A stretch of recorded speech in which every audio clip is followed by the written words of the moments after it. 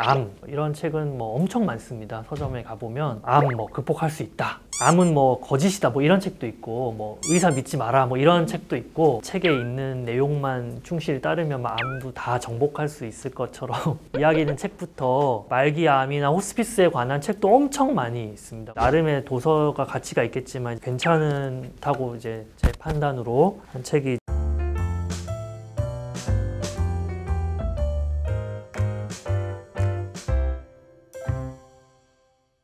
제가 평소에 책도 좀 많이 좋아하는 편이고 그래서 소개할 만한 책이 뭐가 있을까를 좀 고민을 해봤는데, 첫 번째 책은 곁에 없어도 함께 할 거야 라는 제목의 책인데요. 유방암에 걸린 엄마가 자기 투병 과정을 기록한 책입니다. 근데 이제 투병 과정만 쓴 것이 아니고 자기가 이제 얼마 못 사는 그런 게 어느 정도 예정이 되어 있다는 것을 이미 다 알고 자신의 딸이 성장하는 거를 볼 수가 없잖아요. 그러니까 아주 어린 딸이에요, 지금은. 그래서 이제 성장해서 뭐 남자친구도 만나고 뭐 첫사랑도 하고 또 자기가 했던 것처럼 결혼해서 아이도 낳고 이런 모든 인생의 과정을 엄마로서 챙겨주고 싶고 지켜보고 싶고 이제 그러한 희망이 누구나 있을 텐데 그거를 하지 못한다는 것에 의한 상실감이 이제 엄청 클 거잖아요. 그래서 자기의 투병기도 쓰면서 자신의 딸이 자기가 이미 세상을 떠난 후에 딸은 계속해서 자라고 삶을 이어갈 텐데 그런 특정 시기마다 이제 열어봐라, 그때 읽어볼 수 있게끔 이런 내용들이 들어가 있어요.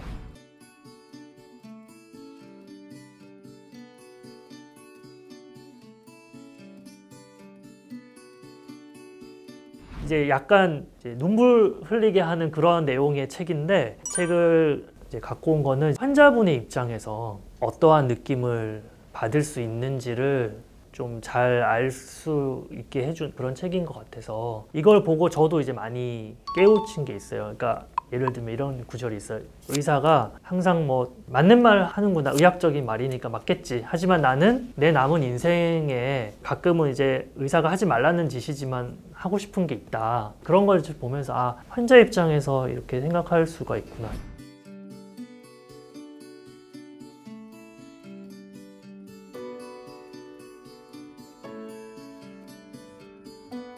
요거는 이제 인생의 마지막 순간에서, 요거는 이것도 이제 외국의 호스피스 간호사로 일하는 이제 저자가 쓰신 책인데, 비교적 호스피스나 임종기에 접어든 환자분들 또는 가족분들에게 아주 실제적인 내용을 좀 전달해주는 책인 것 같아서 이제 가지고 왔고요. 여기에는 항상 좋은 말만 적혀 있는 게 아니에요. 돌아가시는 분은 무조건 착하게 우리가 뭐 다 들어줘야 되고 따뜻하게 막 이상적으로 이렇게 그리는 게 아니라 임종의 어떤 어려움, 가족과 이제 환자가 가질 수 있는 갈등, 의료진과의 갈등, 이런 것들이 다 골고루 제가 보기에는 같은 이제 일을 하는 사람으로서 보기에 상당히 잘 반영이 된 것 같아서 보내드리고 싶고,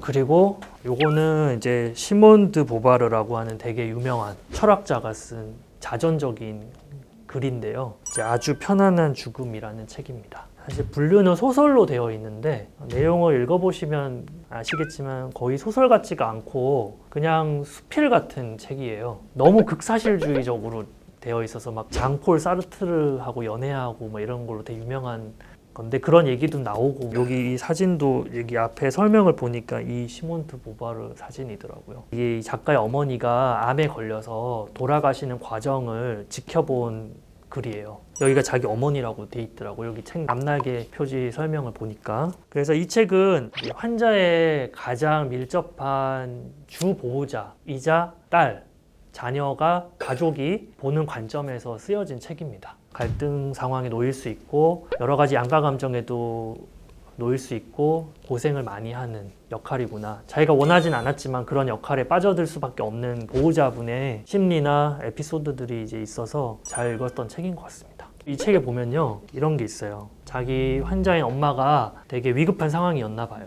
그러니까 예를 들어 오늘 임종하실 것 같다고 보호자분들 다 연락했는데 사실 오늘은 아니고 뭐 2, 3일 뒤에 돌아가실 수도 있고 다음 주에 돌아가실 수도 있고 그런 경우는 되게 많거든요. 여기 보면은 우리는 엄마가 임종 직전까지 갔다가 다시 회복하는 상황이 반복되는 걸 보는 게 괴로웠다. 그걸 지켜보면서 모순적 감정을 느끼는 우리의 처지로 인해서 특히나 힘들었다. 뭐가 모순이었냐면은 너무 고통에 힘겨워하니까 환자가 고통과 죽음 사이의 경주가 벌어지는 가운데 우리는 죽음이 이기길 간절히 바랐다. 빨리 돌아가셨으면 했다. 그렇죠. 말하자면 그런 거.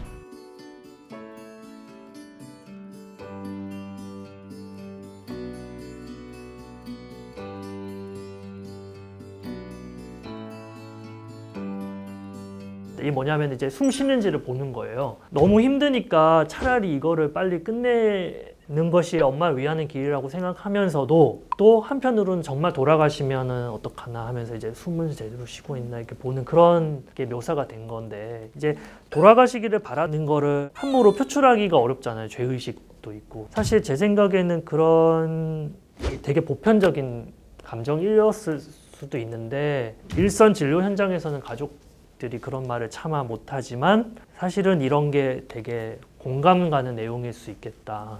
읽어보면은 재미도 있고 죽음에 관해서 한 번쯤 심사숙고하는 계기가 될 수 있을 것 같아요. 그 제목이 아주 편안한 죽음이잖아요. 편안한 죽음이라는 게 있을까요? 원래 그게 되게 이상적이죠. 이상이니까 사실 잘 도달할 수 없는 거라는 말도 동시에 되는 거고, 편안한 죽음을 누구나 바라죠. 처음에 암 진단을 받고서 막 되게 괴로워하시는 분들도 어느 정도 그거를 이제 받아들이고 나면 그 다음 내 살아있을 때 지상 최대 목표는 편안한 임종이라고 하시는 경우가 많아요. 어차피 이 상황을 근본적으로 바꾸지 못할 바에는 사람이 그래 죽을 수밖에 없다. 영원히 사는 사람은 없으니까. 그렇다면 나는 편안하게 죽고 싶다. 근데 그게 정말 쉽지가 않아요. 그게 참 어려워요. 그래서 저도 처음에는 제가 뭔가를 잘 못해서 나한테 온 환자가 고생하는 건 아닌가라는 괴로움 때문에 되게 많이 힘들었는데, 주변 동료 선생님들하고도 얘기해보고 그러면 이제 원래 이렇게 힘든 거구나, 죽음에 이르는 과정이. 그래서 좀 더 잘 해드려야겠다는 생각을 하고 있는데, 그렇게 해도 정말 잘 안 돼요. 힘들어 하시는 분들이 있어요, 여전히. 그러니까 죽음은 뭘로도 포장할 수 없어요, 제가 생각하기에는. 이 아주 편안한 죽음에도 그런 게 있어요. 죽음을 삶과 통합하려는 건, 그리고 합리적인 영역에 속하지 않은 일에 직면해서 합리적으로 행동하려는 건 모두 소용없는 짓이다. 각자가 나름대로 혼란스러운 감정을 풀어나가야 한다. 나는 유언을 남기고자 하는 모든 이의 심정을 이해한다. 또한 그 어떤 유언도 남기지 않는 사람들의 심정 역시 이해한다. 그러니까 정답은 없는 거고, 죽음을 누군가가 이렇게 대단히 권위자인 양 편안한 죽음은 모름지기 이런 겁니다. 이렇게 말할 수 있는 사람은 없지 않을까 싶어요. 그러니까 항상 좀 겸손해질 수밖에 없는 거죠. 그러니까 그 편안한 죽음이라는 게 정말 되게 중요한데 그 달성하기는 되게 힘든 것 같아요.